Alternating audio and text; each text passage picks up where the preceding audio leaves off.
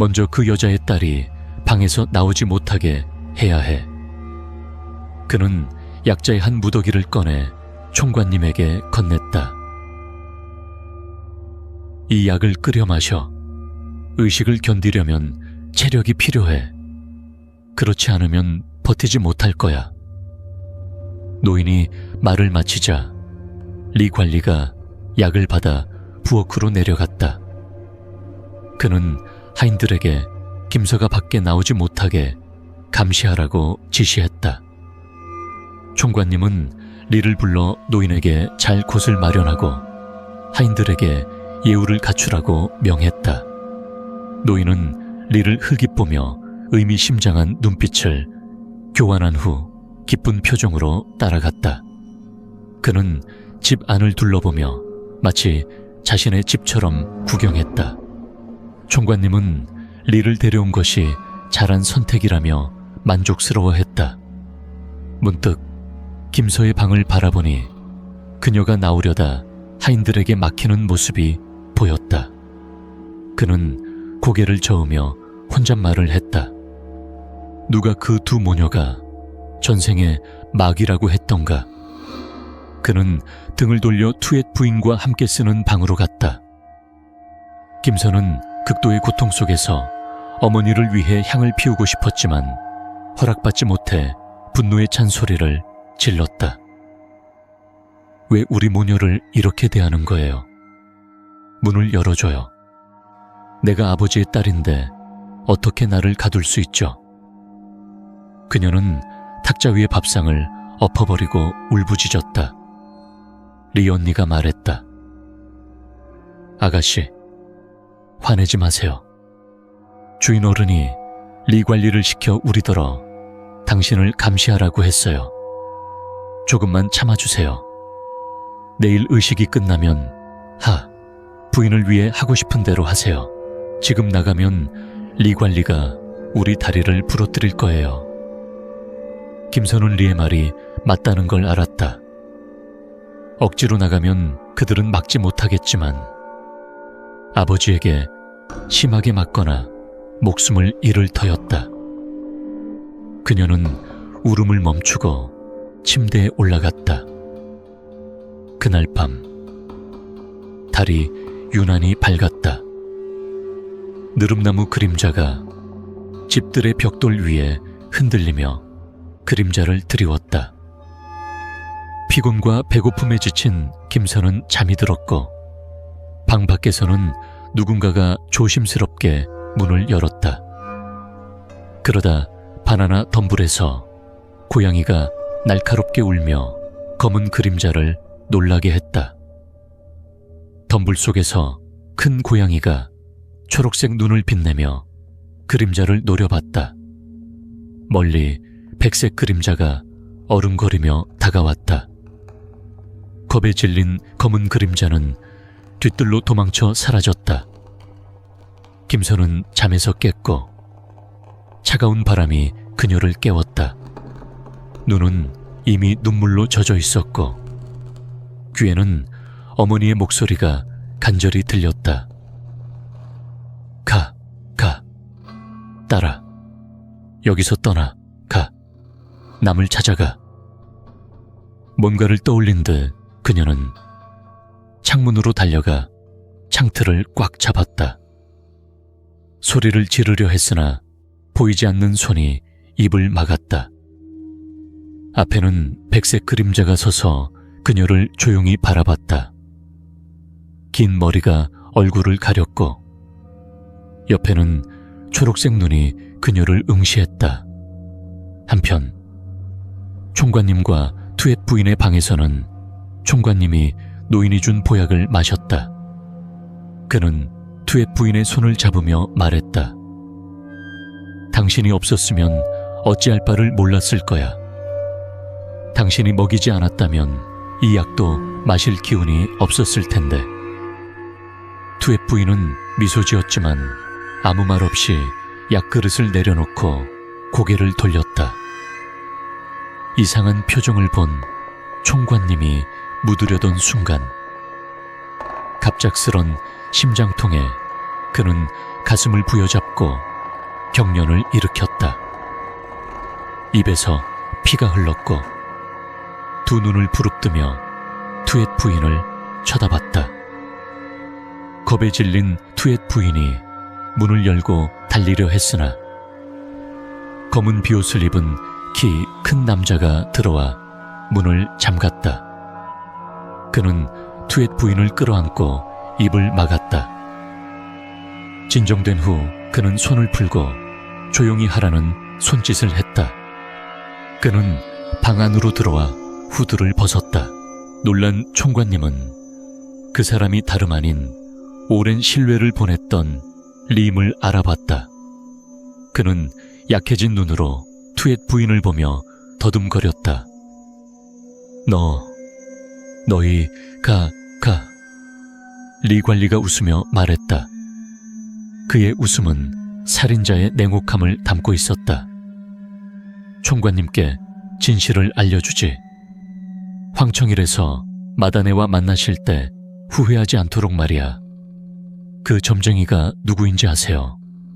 그건 제 아버지예요.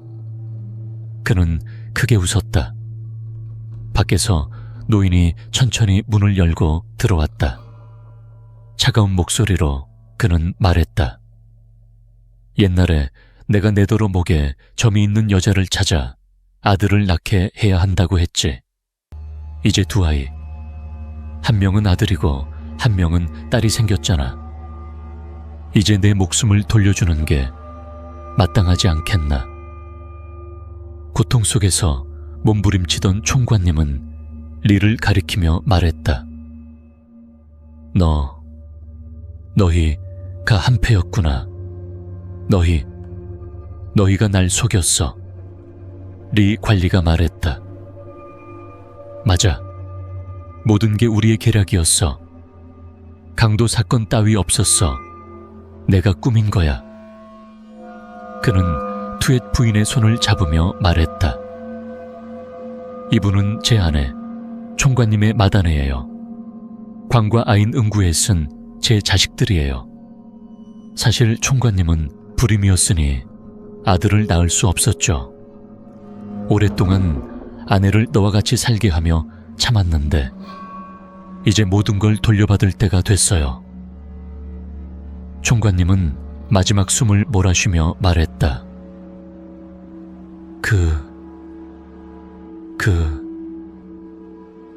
부인은 리 관리가 그의 멱살을 잡아당기며 말했다. 맞아. 나야. 이제야 마다네가 생각나는 거야. 너는 우리더러 그 모녀를 학대하도록 만들어줬잖아. 너야말로 가장 잔인한 놈이야. 내 이익을 위해 아내와 딸을 버렸지. 안심해. 곧 세 사람이 다시 만나게 될 거야. 총관님은 더 이상 말하지 못하고 몸이 굳어갔다. 눈에서 눈물이 흘렀고 후회했지만 이미 늦었다. 그는 배신과 죄악의 대가를 치렀다. 2번 경련을 일으킨 후 입에서 피가 흘렀고 그는 숨을 거두었다.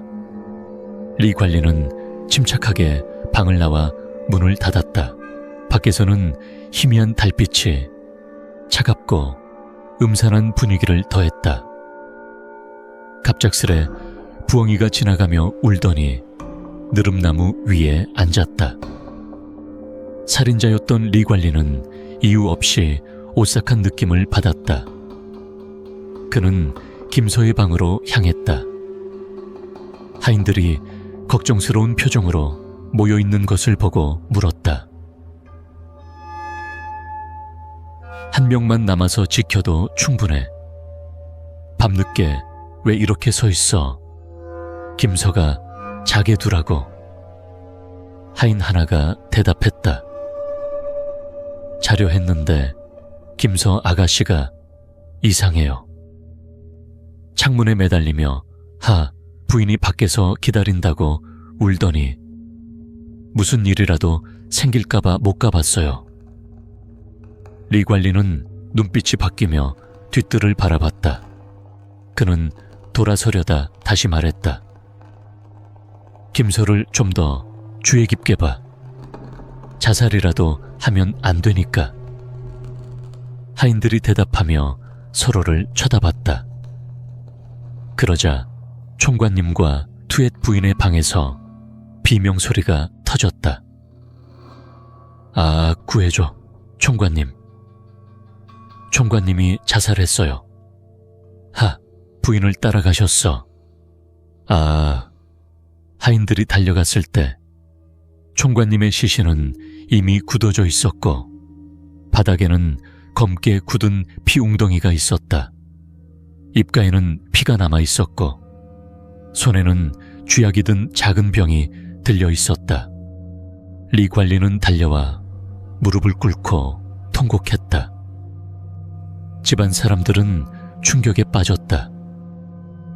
광은 밖에서 달려와 아버지의 시신을 끌어안고 울었지만 때때로 리 관리를 날카롭게 쳐다봤다. 아인 응구엣은 여전히 무감각한 표정으로 서 있었다. 투엣 부인이 아인 응구엣을 끌어당겨 무릎을 꿇리려 했으나 그녀는 손을 뿌리치고 조용히 밖으로 나갔다. 모두가 총관님의 장례를 준비하던 중 광이 뒤에서 다가와 손에 든 날카로운 단검으로 리 관리의 목을 베었다. 리 관리는 비명을 지르지 못하고 목을 부여잡고 숨을 헐떡였다. 피가 튀어 총관님의 시신과 투엣 부인의 얼굴에 튀었다. 광이 소리쳤다. 너는 내 아버지를 죽인 놈이야. 내 아버지를 죽인 자는 내가 모두 죽일 거야. 모든 일이 투엣 부인 앞에서 일어났고 그녀는 경악하며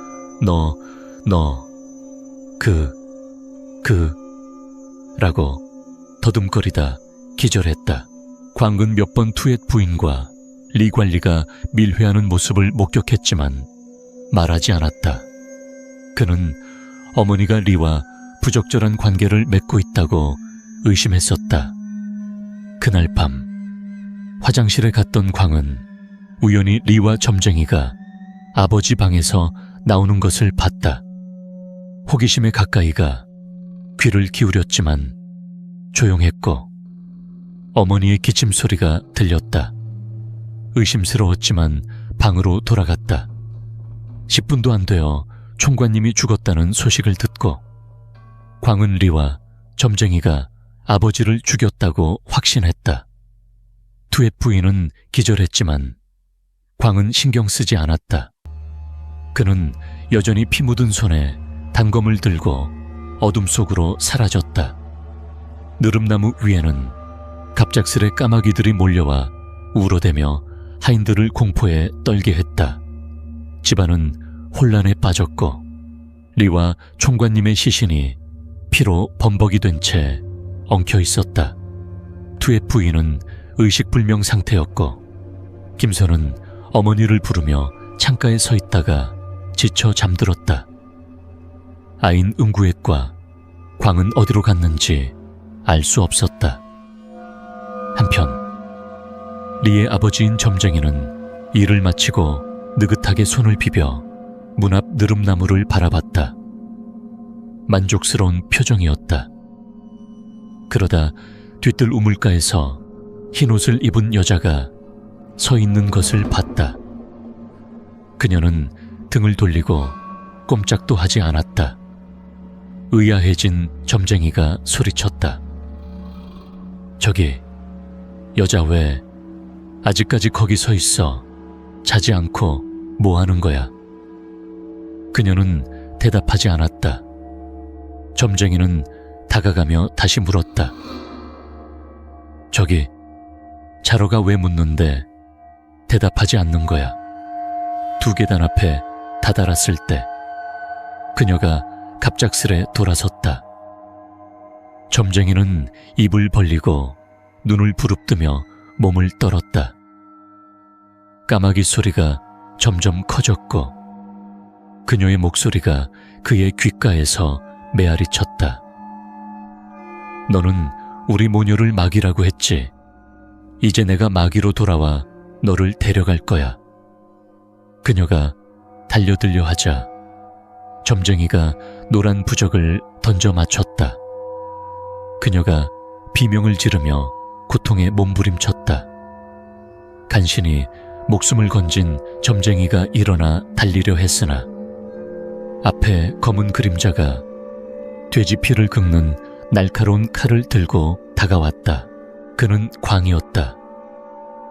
광의 눈은 피처럼 붉었고 점쟁이는 겁에 질려 물러서며 더듬거렸다. 너는 내 손자야. 하지마. 너는 내 손자야. 광의 칼이 점쟁이의 배에 깊이 박혔다. 점쟁이가 손을 뻗으며 숨을 헐떡였지만 광은 칼을 더 깊이 찔러 배를 찢었다.